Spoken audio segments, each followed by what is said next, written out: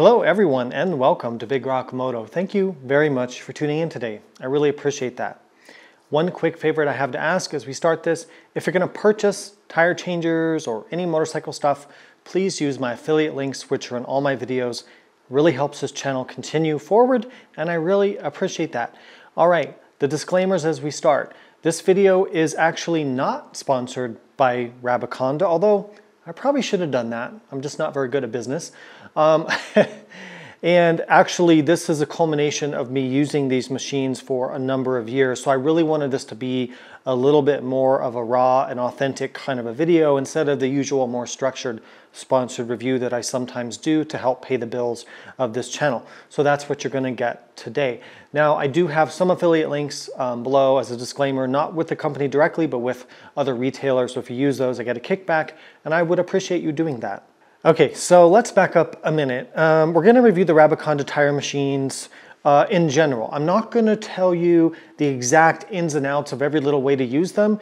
You need to read the manual, watch other instructional videos from the company, and do that because I don't feel I'm in the best position to do that for you, and this video would be hours long.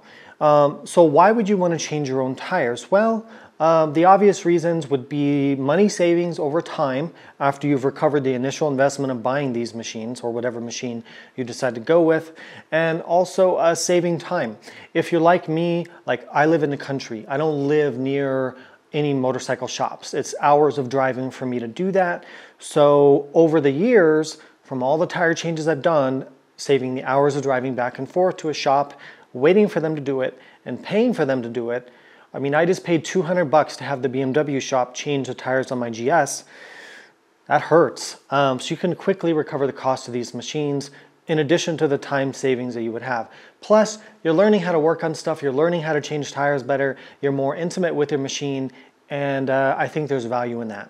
Now, a couple things you need to know about the Rabaconda machines. Number one is that these are not hydraulically or power assisted machines, okay? So they use mechanical leverage through levers and through the mechanisms that they have, and the street tire changer does have this ratcheting mechanism. They are not going to be as easy to use as a hydraulic or power assisted, more permanently mounted tire machine that you may see in a motorcycle shop or in a professional garage. The advantage of these is that they're portable. They break down into a carrying case and you can take them with you. So if you're somebody who does competition, track days, dirt bike racing, for whatever reason you need to take the changers with you to an event, you can do that with these because they break into a carrying case, and you're not going to be doing that with those big, hydraulic machines that you have to bolt into the ground. So there are pros and cons to that. All right, so Rabaconda makes two different machines. I should also mention that the street bike tire machine, they did actually send me free of charge for testing.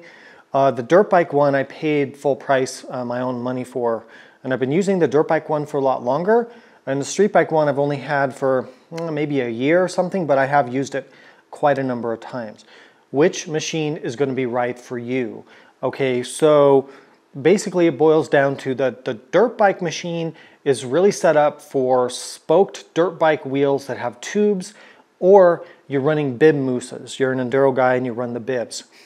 The street bike machine, on the other hand, is set up more for tubeless street type cast wheels, but you can also use it on spoked wheels as well. There's no reason you can't do that.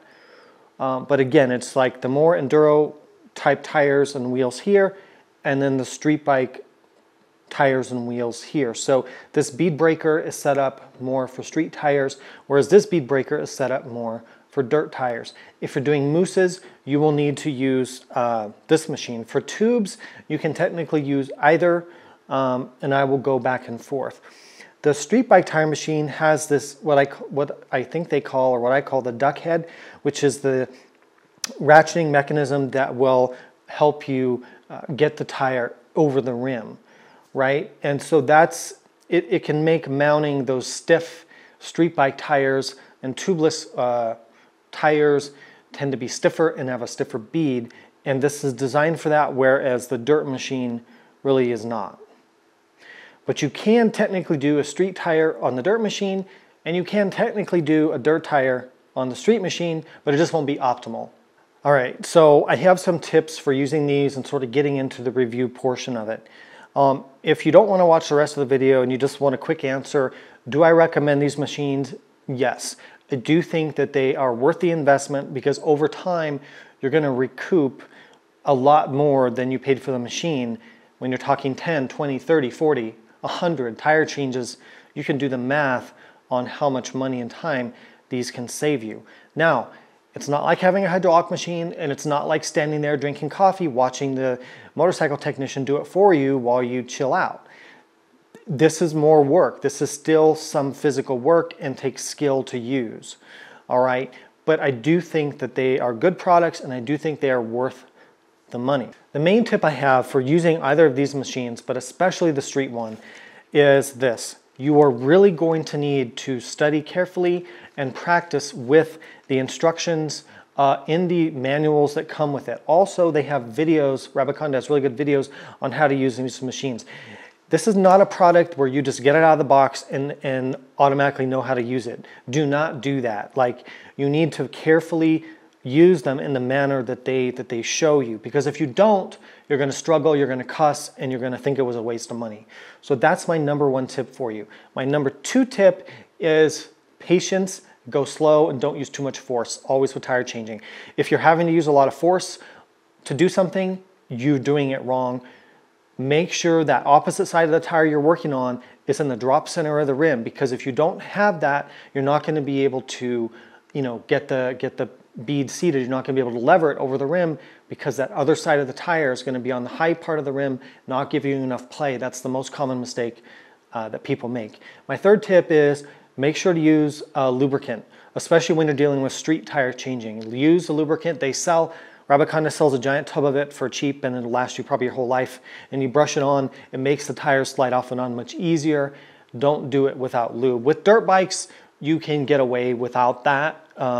It just depends on kind of your preference and how soft the tire is. I should also mention that I don't use bib mousses. So a lot of the reason that this machine is popular is for riders who use mousses, which are the foam inserts that you can't get a flat tire, right? That's why enduro racers use them and stuff. I use heavy duty tubes. So I can't tell you how it works or doesn't work with bib mousses, but I know it's really popular for that and people love using it with the bib mousses. That's one of the reasons you'd spend the money. I can't speak to that, but I can speak to using it with heavy duty tubes and rim locks and all the pain in the butt stuff that comes with dirt bike tires. And then on the street tires, I've used it for a lot of different bikes, including the GSs. They have adapters and things that you would need for different sizes of rims and wheels and things like that. Another tip I would have for you, if you're going to invest in these kind of setups and do tire changing at home, you're likely going to need a way to balance your wheel and tire once you get it mounted. So I will link below what I recommend. I use a Tusk wheel balancing and truing stand. Works fine, it's affordable, and I've used them for years and they work great. I balance my wheels even on my dual sport bike because I like that smooth feeling going down the highway. Balancing is pretty easy. If you get through the tire mounting process, you're going to get through the balancing process. That's going to be your easy part. I will also link the wheel weights that I like. I don't like the glue-on ones. I like the ones that go on the spokes. Of course, if you have cast wheels on your street bike, you're not going to be able to use that, so you will use the glue-on ones. But for spoke wheels, I like those ones that go on the spokes there with a little mounting screw. The other tip I would have is when you're shopping for these things, anticipate what bikes that you own or you might be purchasing and make sure you get the necessary adapters and things for your specific bike. Like in general, a lot of us ride the GSs. They have that huge rear hub or axle opening on the rear wheel, and you're going to need a special adapter for that, which they have. So they can set you up. Just make sure you're getting the right parts that you need for the bikes that you're going to be using. Also, they have kits that have the tire levers, which I recommend getting, and some other accessories. So check all that stuff out on their website. It's pretty good. All right, so wrapping up my review of the Rabaconda dirt and street bike tire changers. For me, these are solid products. They do save time and they do save money. However, they have a learning curve and they do require patience. If you're just looking for the easiest route possible with the least amount of effort, then take your wheels into a motorcycle shop and let them deal with it. Honestly, if you don't want to mess with it, then great, then don't.